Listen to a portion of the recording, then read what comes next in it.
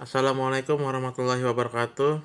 Ketemu lagi dengan saya kepada rekan-rekan mahasiswa. Kali ini saya akan membahas tentang materi kita yang selanjutnya, yaitu business plan. Business plan atau rencana usaha baiknya memang disiapkan sebelum Anda memulai usaha supaya Anda terhindar dari risiko-risiko yang kurang lebih bisa diprediksi sebelumnya. Oke, nah rencana usaha ini biasanya diperlukan oleh beberapa organisasi keuangan apabila Anda ingin merencanakan sebuah kredit atau pinjaman bunga kepada bank. Namun rencana usaha ini juga bisa dibuat untuk Anda untuk merencanakan usaha Anda supaya menjadi lebih matang. Oke, kita lanjutkan. Prinsip perencanaan bisnis ya atau bisnis plan. Pertama, pengertian rencana usaha, kemudian tujuannya, kemudian kegunaannya, kemudian yang menggagalkan rencana usaha. Nah, nanti apa aja menggagalkan rencana usaha, kita akan bahas selanjutnya. Oke, pertama definisi dari bisnis plan ya. Adalah dokumen tertulis yang disiapkan calon pengusaha yang isinya apa aja? Isinya tuh seluruh aspek-aspek rencana usaha perusahaan. Pertama, legalitas dan manajemen, kemudian aspek pemasarannya, aspek produksinya, aspek keuangannya, dan dampak lingkungannya. Ya. Kemudian tujuan penyusunan rencana usaha. Pertama, menghindari penanaman modal yang sia-sia. Jangan sampai Anda menanam modal, dana Anda terbuang sia-sia karena tidak ada perencanaan usaha yang matang. Kemudian melihat prospek usaha yang baik di masa yang akan datang. Jadi kalau kita melakukan atau membuat bisnis plan, kita bisa memprediksi atau memperhitungkan kira-kira mana investasi yang baik yang akan memberikan keuntungan yang lebih bagus di masa yang akan datang atau kurang bagus. Kemudian sebagai alat kontrol atau kendali jalannya usaha. Nah, apabila perencanaan sudah dilakukan, tentunya Anda harus mengeksekusi aktivitas-aktivitas yang sudah direncanakan. Nah, gunanya perencanaan usaha adalah untuk mengawasi eksekusi-eksekusi dari rencana yang sudah kita buat ya. Dengan adanya perencanaan usaha, maka kendali atau usaha tersebut juga akan menjadi lebih mudah. Oke, kemudian apa sih yang membuat rencana usaha ini gagal? Pertama, pasar tidak jelas. Jadi, untuk Anda menentukan pasar, Anda harus mengetahui dulu bagaimana sih menentukan pasar atau pasar seperti apa sih yang harus Anda masuki. Kemudian jadwal untuk mencapai sasaran antara tidak jelas. Prioritas usaha tidak ada dan jelas, tidak menunjukkan kompetensi, menunda-nunda langkah dan takut akan risiko. Nah, jadi prioritas usaha tidak ada, tidak menunjukkan kompetensi. Anda tidak intinya tuh dalam PPT ini Anda kurang mempunyai pengetahuan manajemen ya. Manajemen pemasaran, manajemen produksi, manajemen SDM ya, manajemen risiko. Jadi Anda tuh kalau mempunyai usaha, ada baiknya Anda mengetahui dulu atau menguasai dulu basic ilmu manajemen supaya Anda terhindar dari risiko kegagalan usaha. Oke, rencana usaha atau bisnis plan atau nanti bisa juga disebut dengan studi kelayakan bisnis ya. Gunanya adalah pertama merintis usaha baru ya. Kalau misalnya Anda belum punya usaha, Anda bisa usaha baru. Apa sih yang mau dijalankan? Kemudian pengembangan usaha. Jadi kalau usaha Anda sudah ada, Anda ingin mengembangkan, ingin menambah unit bisnis, Anda bisa menggunakan bisnis plan.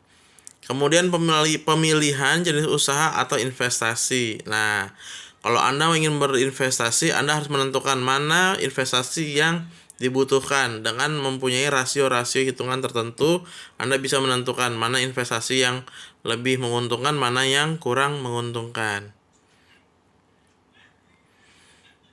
Oke, pihak yang berkepentingan dalam rencana usaha. Pertama ada pihak usahawan, wirausaha ya. Kemudian ada pihak investor.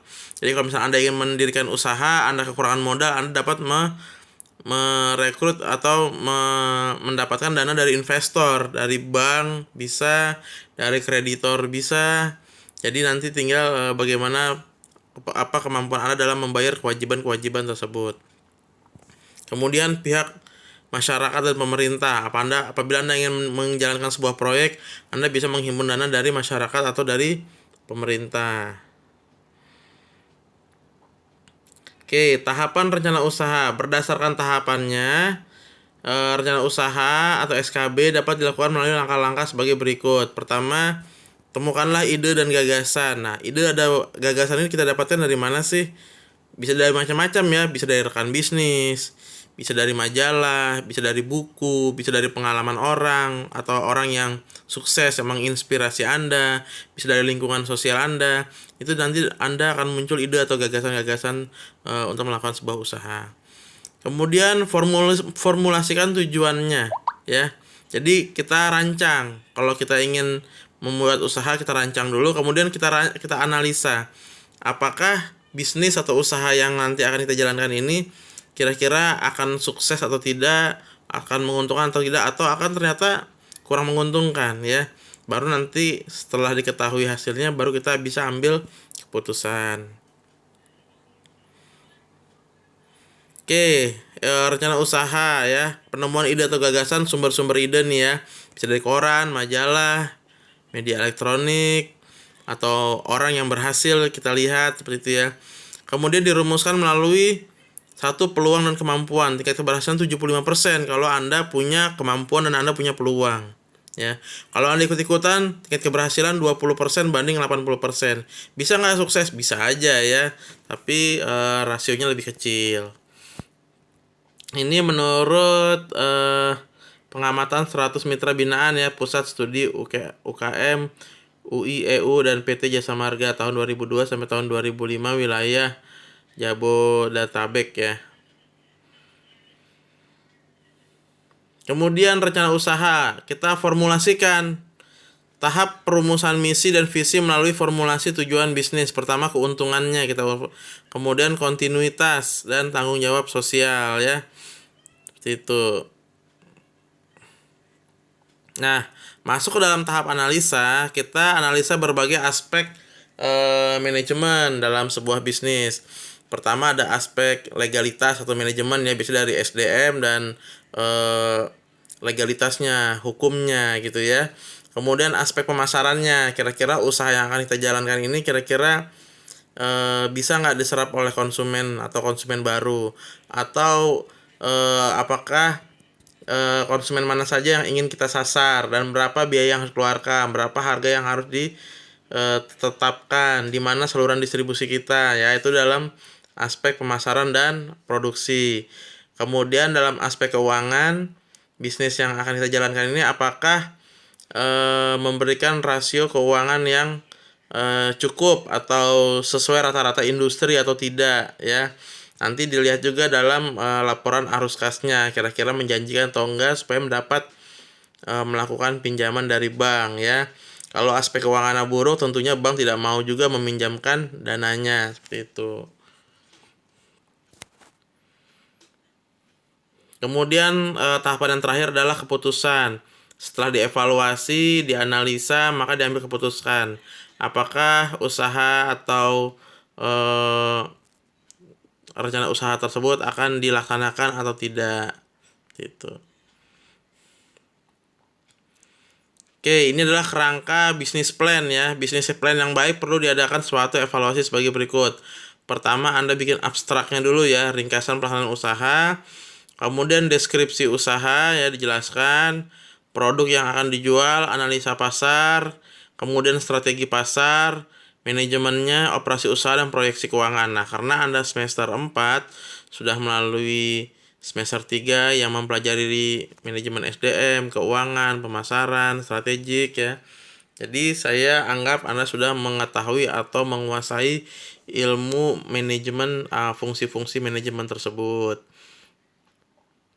Oke, ini kemudian ringkasan proyek ya, ada pendahuluan, organisasi atau manajemen, pemasaran, teknik, produksi dan atau operasi usaha, dan keuangan ya. Ini nanti ada proyeksinya. Oke, sampai di situ saja teman-teman mahasiswa materi yang saya berikan kali ini. Nanti saya akan berikan soalnya ya, soal latihan dan tolong dikerjakan. Terima kasih. Assalamualaikum warahmatullahi wabarakatuh.